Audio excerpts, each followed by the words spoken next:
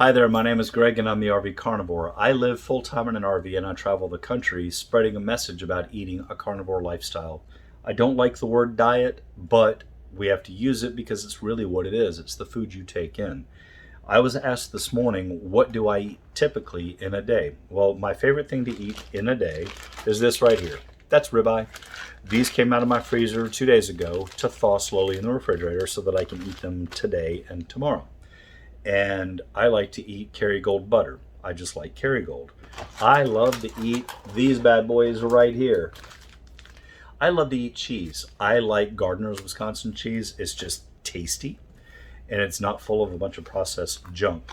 And I love Peterson's Farms bacon. This is no sugar added, uncured dry rub bacon that has very few ingredients and less than a gram of carbs per slice. And it's less than a gram of carbs with 0% next to it. So I don't even know what to say about that except no carbs. It's just no carbs. I love my Relight electrolytes. Best salt on earth is from Redmond, real salt. This is Relight from Redmond. And it's fantastic. This helps me with my endurance. This helps me with hydration. And your body needs salt. That's where that comes in, right here. So in a day, I will eat beef, I will eat butter, I will eat bacon, I will eat eggs. Thank you, Ken Berry, for putting it all into the proper human diet category, beef, butter, bacon, and eggs. I do eat chicken as long as it hasn't been prepared with seed oils, which means I don't eat seed oil wings. I'll put those on a grill or on the griddle.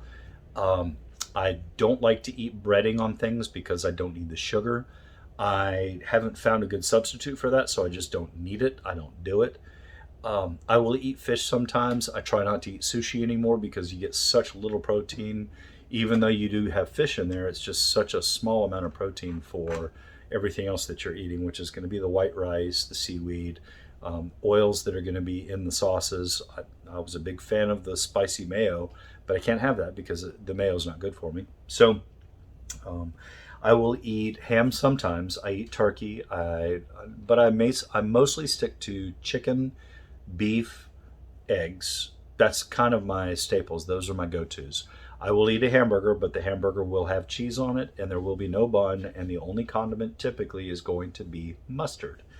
Pam, to specifically address something that you like to eat, that's granola. Stop. Granola is made from grains. Grains are not made for human consumption. If you stop eating things that have grains in them, you will find that you don't bloat very easily. If you stop eating foods that have pulp in them, things that have fiber in them, things that can't be broken down by your body, by your stomach's enzymes, if you stop eating those things, you'll also stop having gas. Let me explain that. Your stomach is something that holds food. So you have these stomach acids that float around. Those stomach acids do not have the ability to break down fiber. Let me repeat that so that you understand what I just said. Your body's enzymes cannot break down fiber. That's why corn in is corn out. That's why you can eat nothing but salad for a day and you will see salad exit your body at some point. You might be able to chew it up. You might be able to eat green beans, you might be able to eat onions, you might chew it up and masticate it and your teeth will grind it down into smaller parts, but those smaller parts didn't get broken down any more than what your teeth did because your stomach can't do it. Understand, it's like trying to run a gasoline car with diesel. It can't do it. So why would you do it? You can break down animal fats and proteins in your body.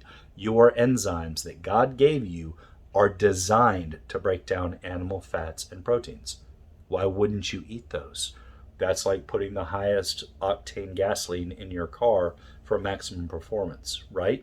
If you don't have the enzyme to break down the food, then the food's not going to get broken down. When that's sitting in your gut, fermenting, the fermentation process puts off gas.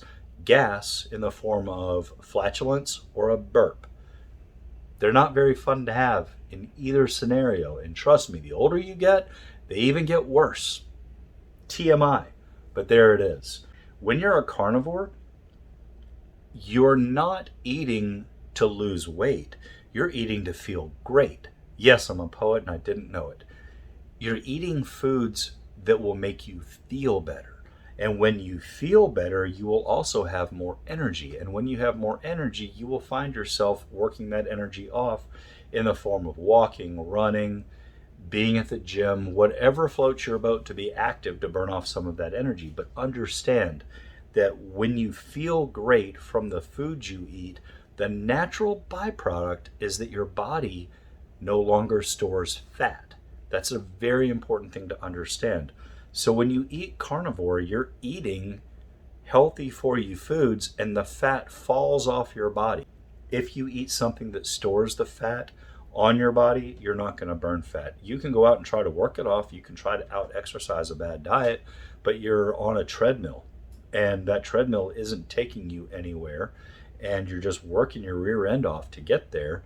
I see so many people who are obese that are out trying to walk or run, breaking out a sweat. And I ask myself, do they understand first that it begins with what's here and here that goes on to the end of right there? Because that's what it comes down to. What's on the end of your fork changes your life. And if what's on the end of your fork is full of sugar, that's going to change your life in a bad way. If what's on the end of your fork is something your body is really needing, not sugar, you're going to feel it. It's going to make you feel better. You're going to feel phenomenal. So I'm going to challenge all of you that are watching this. If you've never done this before, I'm going to challenge you. I don't care what you eat, but don't eat the following things for 7 days. Don't eat anything with sugar. Don't eat anything that's been processed. Don't eat anything with seed oils. And don't drink any alcohol. Do that for 7 days. 7 days. How hard is that to do? 7 days, abstain. See how you feel. Maybe even try giving up the thing that I love so much. I love coffee.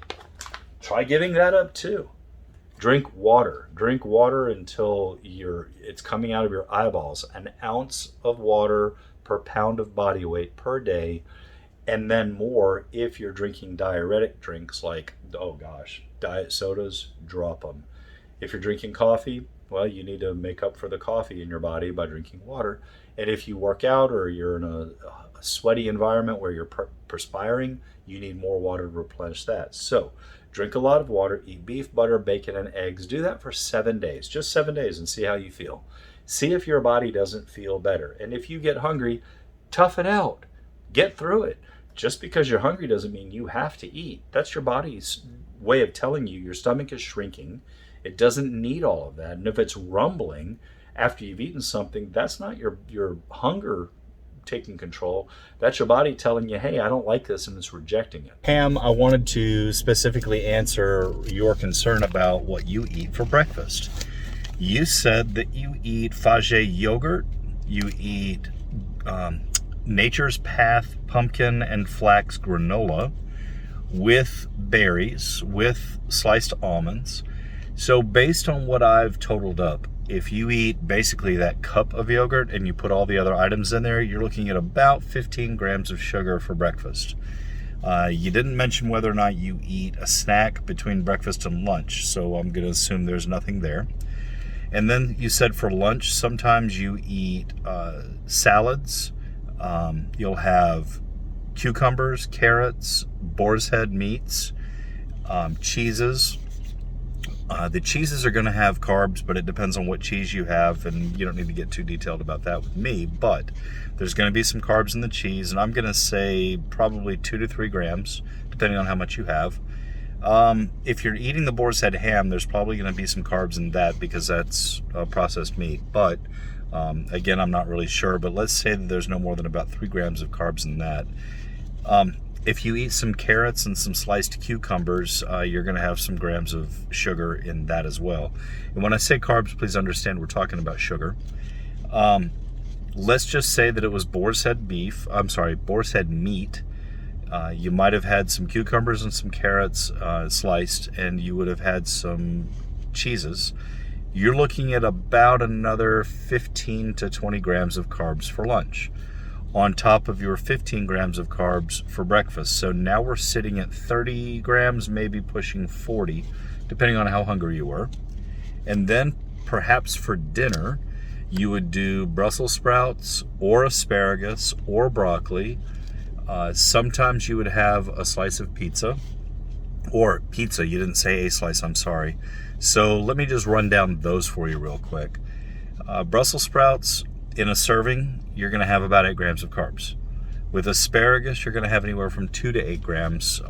Depends, because one stalk is going to run you about 0.6 grams of carbs.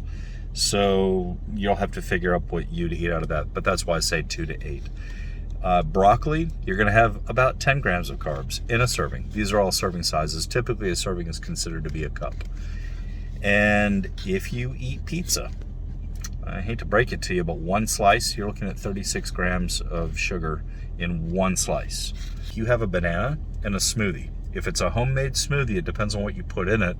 You really have to pay attention to the packaging of whatever you're using. It might be milk, it might be kefir, it might be, some people say kefir. It depends on what the ingredients are, but you're looking at as much as 75 to 100 grams of sugar in one smoothie. And if you eat strawberries in that, that's 9 grams of sugar just in the strawberries. But this is where it gets you. If you eat a banana, one medium ripe banana, 27 grams of carbs. 27. Now, from a keto perspective, if you're eating anywhere between 50 and 100 grams of carbs a day, you're probably going to be in okay shape.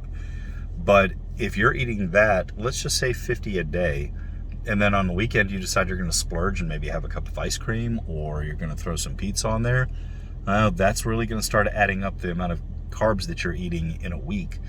And more specifically, it's the ingredients that are included in all those other processed items that you're eating that could be hurting you, and you don't realize that. So I think that's where it becomes really important to navigate the foods you eat based on, let's start with an elimination. That's why I love the carnivore lifestyle so much, is because you start off with the basics: beef, butter, bacon, eggs. Those are sustainable. And then from those, you might do that for, let's say, 2 weeks. That gives your body a chance to purge itself, to get rid of everything that's in it that shouldn't be in there. Now, it's going to take a while for all of your cells to dump all of the bad things, but that's going to get rid of the heavy items in your body right away. And you might even start by doing a 24-hour fast just to sort of kick things off. And then you're going to drink a lot of just pure water. No ice, just water. Now, if you eat the beef, butter, bacon, and eggs for a while, you're going to start to purge your body, but you're going to be feeling okay. And you'll find out if you eat, I don't know, let's say 2, 3, or 4 eggs and a couple slices of bacon for breakfast, you may find out that you're not even going to eat lunch because you're not hungry. And this is where you start paying attention to your body. Then, after the time period goes by that you've purged yourself of all of that, one at a time, and this is very important, one at a time, you're going to reintroduce into your body the things that you've been eating normally.